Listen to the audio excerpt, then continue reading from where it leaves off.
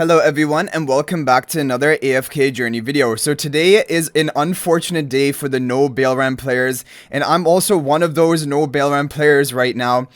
So basically the top team for Magmazard is going to be using Baelran and Harak together in one of the most pay to win teams, but it is getting a huge damage boost compared to the second best team option out there. If you take a look at some of the top rankers in my district, these 140 billion, we're going to go and attack in with the second best team without Baelran, and I would probably be happy even if I got like 110 billion. That is basically the damage difference, 30 billion plus damage by having Baelran built on your account. But Baelran does need to be at Supreme Plus. Anything lower than Supreme Plus, he is not working and it's just not a good option to run him in a team. So we're going to go ahead and recap all of the teams that you can run based on the testing from day one. A lot of the teams are similar to the teams I talked about in the previous video I uploaded, the VN server basically best teams, but I'll just quickly run through all of them. Depending on which heroes you have, you can give these teams a try. So this is the best performing Wilder team if you want to run a Wilder team here, and it is doing pretty well. Real Fresco in front of Fermor, Illusion in front of Nothing, Pink Turn on the right, Blue Turn on the left, Lily May in the back, Velara and Fermor on the Stellar Bond.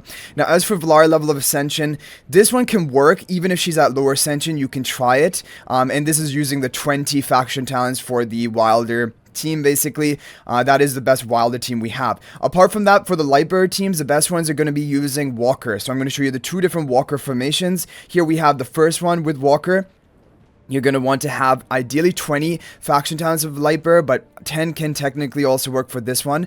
So Real Fresco should be in front of Lucius if your Lucius is lower Ascension. If your Lucius is higher Ascension, you can move the Real Fresco in front of the Hugin. And by high Ascension, I mean Supreme Plus, basically.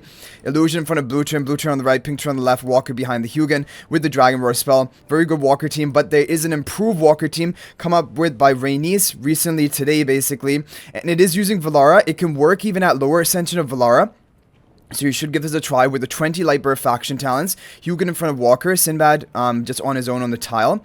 Blue Turn on the right, Pink Turn on the left, only buffing up Hugin with the Dragon Roar spell. This is probably the best, one of the best budget basically teams out there that you can run, and definitely this is something that you would you would want to think about saving this if you don't have like Harak, Baelran, and yeah.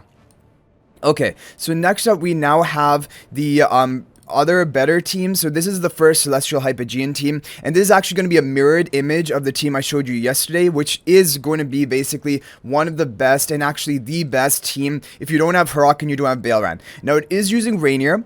People have used Reinier even at lower Ascension before getting to Mythic Plus, and it is working, but it might not get you the top score.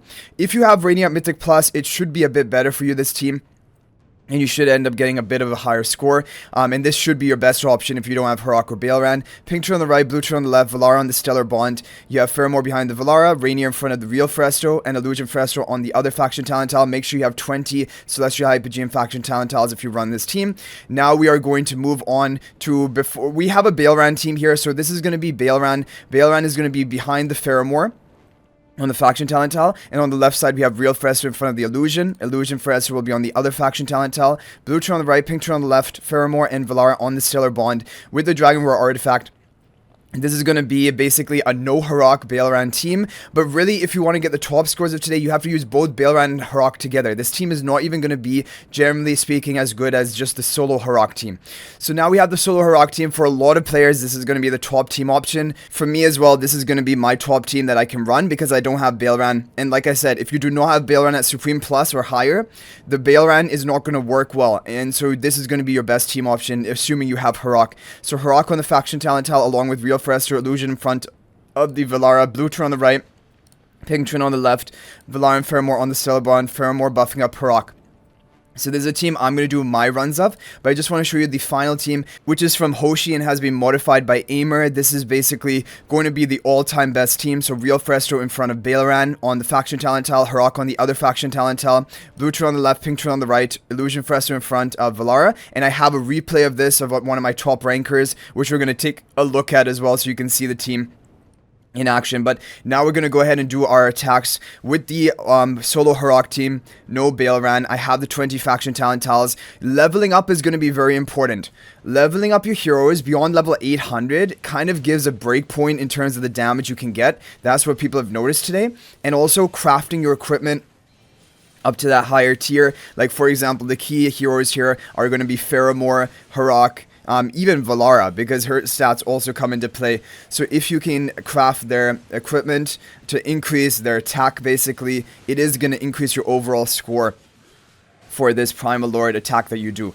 So we have basically almost a maxed out version of the no Baelran team, and you're going to see the difference in scores that are going to be reached. But it's not a completely fair test because I'm at level 804 and some of the top rankers on my district are like above even 811 on the heroes. So like obviously that's going to make a big difference as well.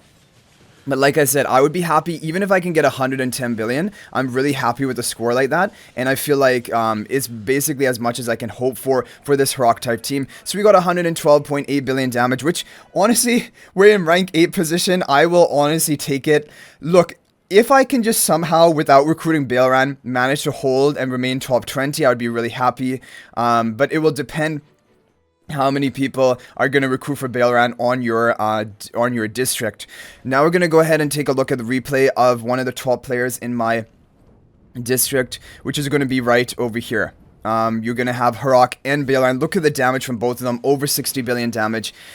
So this team is just incredibly strong, and if you don't have Baelran, you can't even come close to this. Basically, the no Baelran version is using Faramore and Harak as damage dealers, but Faramore doesn't come close to the damage output of Baelran, so you're losing out on a lot by not having him. This Primal Lord does seem very well catered to Baelran, because if we're looking at Dream Realm so far, there's not major usage of Baelran outside of a couple Dream Realm bosses, and so he is definitely doing way better in this Primal Lord specifically compared to how his general Dream Realm performance is going to be. So that's something to keep in mind. If you're going to recruit for him, do keep that in mind, that he's doing very well in this Primal Lord, but it's not going to be carrying over to many of the Dream Realm bosses. So that's why I'm still kind of like sitting on the fence. I haven't decided to go and recruit Baelran, but honestly, if you have the resources and you want to go for it, I think there's nothing wrong with that. So 142 billion damage here, and the top player on my district got 146 billion damage with this team, and these were the levels, by the way. So they are slightly higher, of course, than my levels. So that's also a factor, but basically like a 30, almost 25 to 30 billion damage boost by having both Baelran and Harak compared to only Harak. That's basically what you're going to expect. But depending on how many people recruit for Baelran on your district, you may not even need to recruit for him, and you can compete with the Harak using the Harak team. So anyway, guys, I hope you enjoyed the video. Thank you for watching. That is going to be it for this one. I'll hopefully see you guys in the next video. Good luck getting a top score today. And if there are any other developments in the teams, I will definitely let you guys know. But thanks for watching. If you're not already subscribed to our YouTube channel, please smash that subscribe button. Also, feel free to join my AFK Journey Discord server. There's a link to that in the description of this video. And finally, if you're thinking about making a purchase in AFK Journey, please use my affiliate link for the official Farlight store. There's a link to that in the description of this video and a pinned comment. This is the best way you can support me at no extra cost to you. So thanks for watching. I'll hopefully see you in the next video. And until then, everyone, peace out for now.